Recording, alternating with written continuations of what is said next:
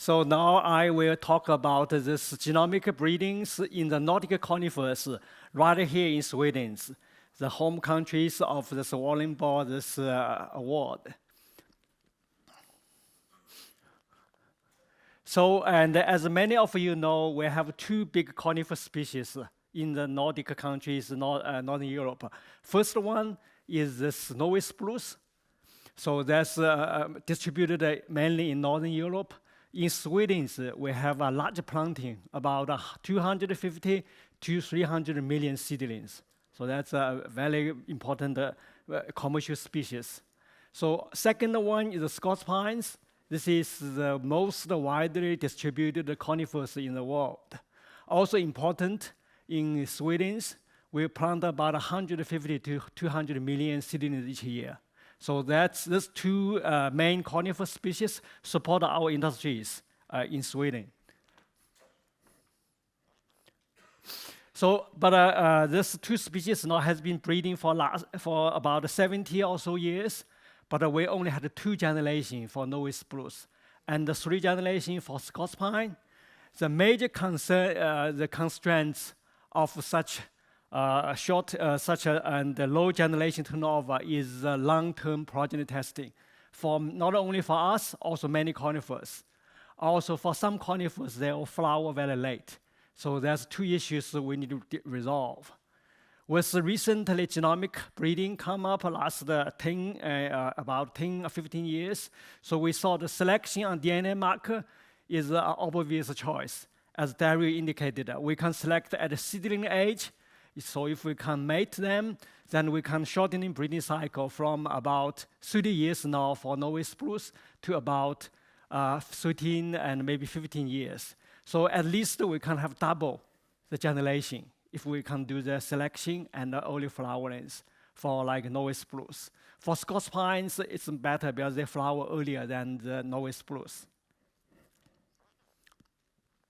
The genomics breeding starts with reference genome, if it's possible.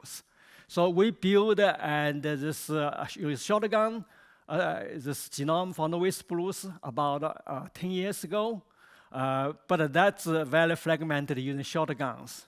So the reason is we have 20G genome for spruce and 24G for pines.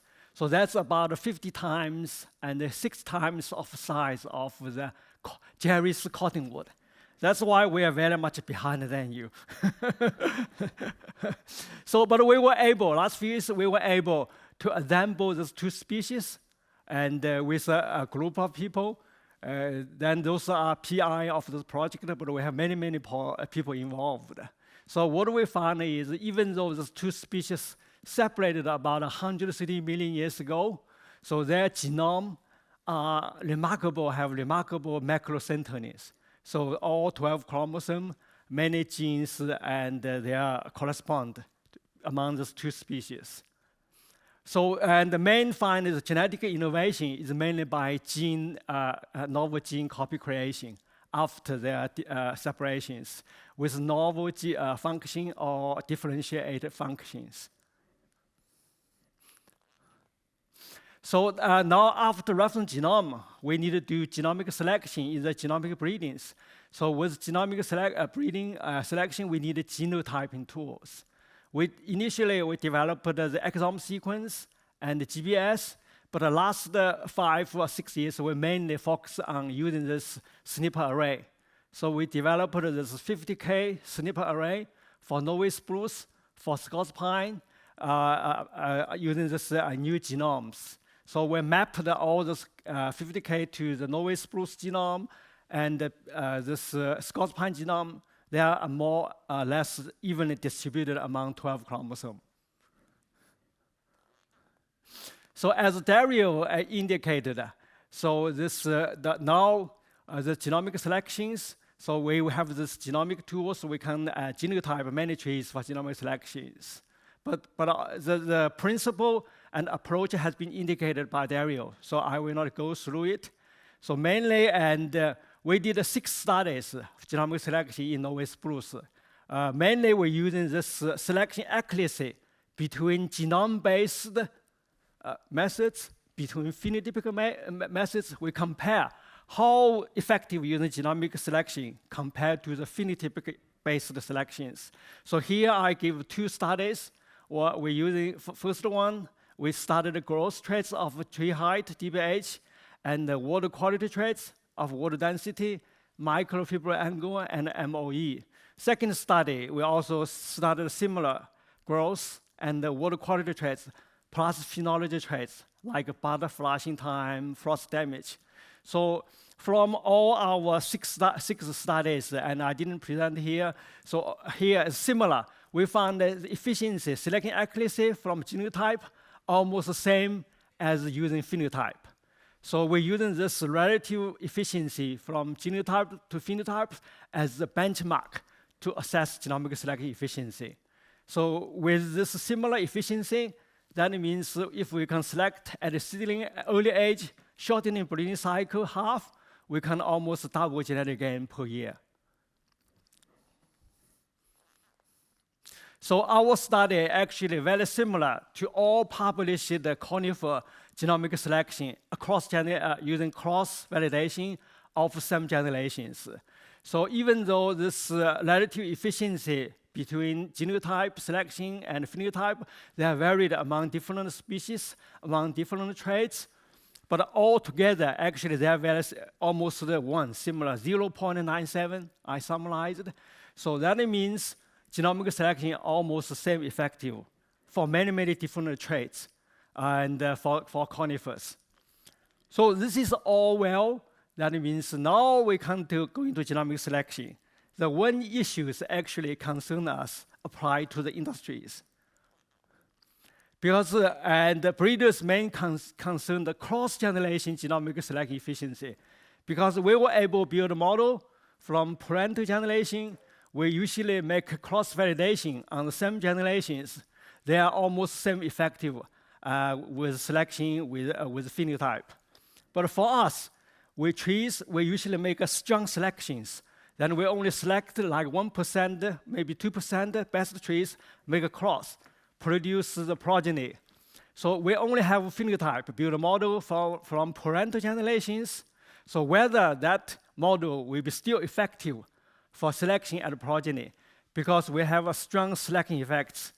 From quantitative genetic theory with strong selection effects, actually the allele effects will change. So also there's mating effects. So we want to see whether it's still okay for our breeding purpose. So we did a very large studies using 2-generation materials. We have using parental generations and about 1,000 clones tested on about 13 sites. So then we selected the best 30 clones, make a cross, make a G1 generations. So those are tested on 3 sites.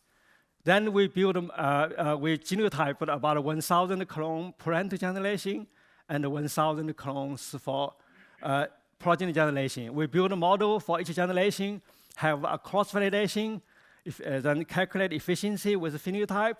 Then we also use a parental model to predict the progeny genomic selection efficiency. What do we find within 7 generations? Their genomic selection efficiency is very high, whether use all 1,000 clones or just using parental clones with their relatives. So it's a different way. But we're using these models from parents generation, predict progeny, their cross-generation prediction, their efficiency dropped about 60%. So that means our selection, strong selection, have big effects on the effectiveness of genomic selections. Second, like in Norway spruce, we are very interested in this clonal selection within family for deployment. So we tested using global selection model from population for within family selections. So actually they dropped more, about 70% drop for within family rankings. So there's issues there for cross-generation, for within family selections. So we're also trying to confirm whether this is in another set of real data. We did this individual family clonal selections using 6 largest families. We built a model, global model for breeding selection. They are very effective genomic selection, even more than using phenotypic selections. But for individual family clonal selection, so the effectiveness about dropped to 47% relative to global selections. So we thought about why that's the case. Because they are in the first generation, second generation material, they have actually very, very low LD. So cross-generation is not effective. So we need some strategy to overcome such low effectiveness. So then we did simulations because we say we don't have many genetic materials. So we did a simulation. We set up 35,000 SNPs across Norway spruce genome with 500 QTL distributed. So what do we observed? Two generations similar. This is the within generation, high effective. Cross generation, they dropped, but they dropped only 40% less than the real data. Similarly, for within family selection, dropped about 35%, dropped less because also it's also dropped. So from real data simulation, so we have issue for cross-generation genomic selection for within family selections. So then we did say, because now we have most conifers have 3 and 4 generations of breeding program. So we thought about if we're using more generations, more different generation, with the build of LD, whether that will overcome this issue, low cross-generation issues. So we did a simulation using 5 generations. We're using 1 generation model for next generation selection. We're using data from several generations together, all previous generation build model for next generation selection. What we found is as generation advance, the genomic selection cross-generation increased. That's because of build of LD. So after 2 or 3 generations, actually their accuracy almost similar, only a little bit drop compared to phenotype. So now we are confident with advanced tree breeding program, we can implement both breeding selection and within family selection, particularly when using all the data previous build model for such genomic selections. So now we apply this genomic selection to 18 Norway spruce breeding population across Sweden. So we genotyped about 10,000 trees so far. So we have built a model for all those generations. However, this the genomic selection is only half story of genomic breedings. We need to have those trees have early flowerings. So now we started this big project, the rapid cycle breeding, under the leadership of Uwe, to combine genomic selection and gene editing for early flowerings.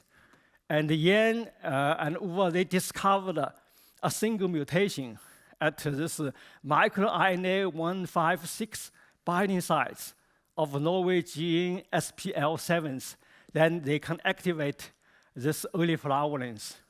So we're trying to gene editing for breeding trees have early flowerings. So now we have the genomic selection. We have the model for selection at the SCE levels. We use the seeds, develop this somatic embryogenesis.